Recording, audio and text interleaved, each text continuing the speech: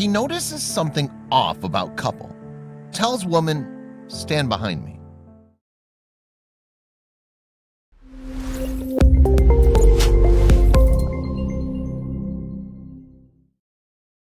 But before we start, please take a moment to give this video a like, subscribe to Happy World, and hit the bell so you'll never miss these great stories.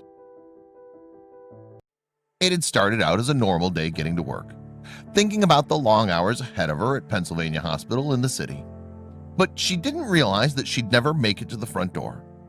Waiting in the parking lot of the hospital was a money-hungry thug waiting to take advantage of an unsuspecting woman. Unfortunately, today, that woman was her. She entered the gas station store just as she'd done at gas stations and shops all around town the entire day today. No one picked up that he'd been forcing her to drive to different ATMs around town to take out as much money as she possibly could from her bank accounts. He'd threatened her with a weapon, and although she hadn't seen one yet, she didn't want to take the risk. He acted friendly to the gas station clerk, giving him a small wave as he entered behind her, blocking her only escape route. She kept her head down and went straight to the ATMs to draw whatever she could. Her heart stopped. Decline. The machine screamed at her. What now? What would he do now that she had no more money to give him? It seems he'd thought of that already and gestured for her to come to the counter. He was being so nice to the guy behind the counter, smiling like everything was right with the world. How could he? Couldn't everyone see that nothing could ever be all right? Why could nobody see that she wasn't all right? He asked for a pack of cigarettes and moved out of the way of the card machine. She stepped into the space he left, inserting her card to pay. She didn't see anything odd about the way the gas station clerk looked at them, and now that the transaction was complete, the man next to her guided her to turn around and head towards the door. This time he stayed in front of her, again blocking her way in case she decided to run for it. He exited the store, and that's when she felt a hand on her shoulder. She barely jumped. Her nerves were so raw from being carted around, watching her money being taken stop after stop. It was the guy from behind the counter. He whispered, "Get behind me. I'll help you. No problem." She stopped dead, and something inside her brain made her take a step backward. She moved behind the clerk as he stepped outside. Manveer was the man working that evening, and he'd seen the woman shaking and the despondent look in her eyes. He knew something was wrong, but what exactly? Was she not here by choice? Whatever the matter was, he acted immediately by getting physically between the two. When that was done, and she'd made no effort to change his decision, Manveer knew the man was up to no good. The man stopped, and they looked each other up and down, sizing each other up. What could give either one the advantage? They both seemed to be wondering at the same time, but it was the crook who put his hand into his pocket as though he was about to draw a weapon. Manveer stopped dead but still didn't back off, and that's when the man did something out of character. He fled. The man, who the police later found to be the kidnapper of the woman inside Manveer's store, turned on a dime and ran for the car. He got in and sped away, taking the woman's money, phone, and car with him. Manveer hadn't managed to save her possessions, but she'll never stop thanking him for saving her life. And the good news doesn't end there.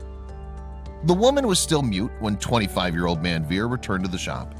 He pulled cold water out of the refrigerator and handed it to her.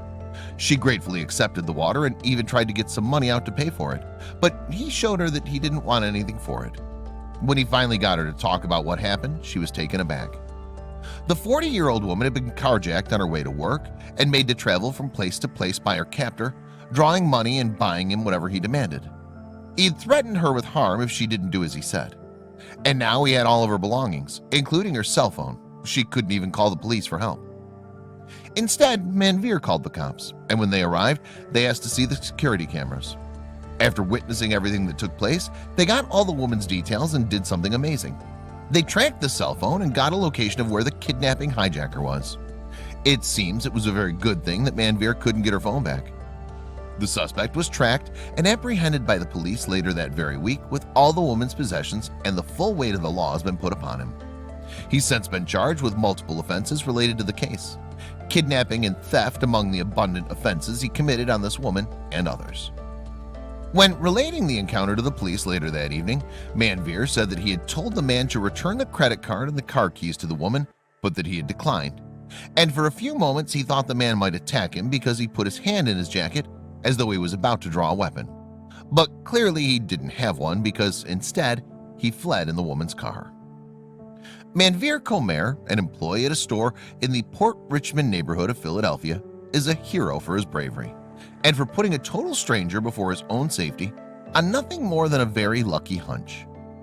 Ask yourself, would you have the courage of this young man if you were in the same situation? The man's pleaded guilty in federal court to kidnapping 2 women in November and forcing them to withdraw money from ATM machines. "I was looking, this is not a boyfriend, not a girlfriend," he said. Comer's quick thinking and bravery probably saved this woman's life. You never know when you might be called upon to be a hero. The important thing is that you do the right thing at the moment, even if it's scary or hard. Manveer didn't plan to be a hero, but to this woman he always will be. Nathaniel Rodriguez, 41, faces a possible life sentence, the U.S. Attorney's Office announced on Tuesday.